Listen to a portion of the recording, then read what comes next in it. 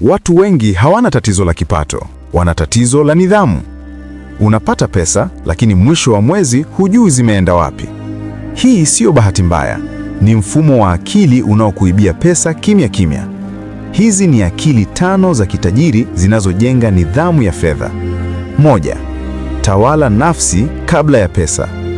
Anayeshindwa kujitawala, hata pesa zikimjia zitamwacha. Nidhamu ya fedha haianzi kwenye mfuko, inaanza kwenye akili. Tamaa, haraka na hisia ndizo zinazoangusha wengi. Ukijifunza kujizuia, pesa inabaki. Ukishindwa, pesa inapita kama upepo. 2. Thamani kwanza, matumizi baadaye. Akili ya kitajiri hununua thamani. Akili ya kawaida hununua hisia. Kabla ya kutoa pesa, jiulize, kinachonunuliwa kinarudisha nini kwenye maisha yako?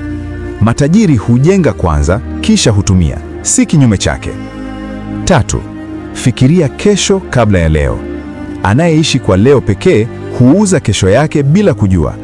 Nidhamu ya fedha ni uwezo wa kuona mbali zaidi ya tamaa ya sasa. Kila matumizi ya leo yana athari kwenye maisha ya kesho. Akili ya kitajiri huchagua kesho bora kuliko starehe ya sasa. 4.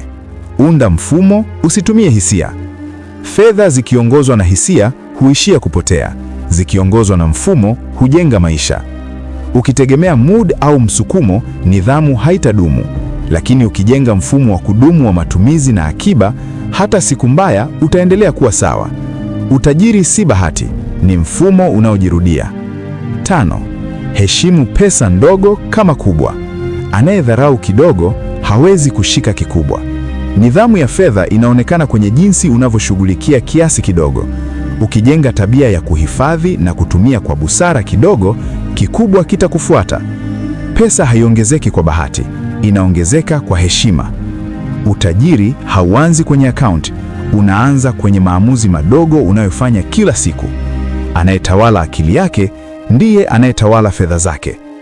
Unatumia pesa kwa akili au kwa hisia?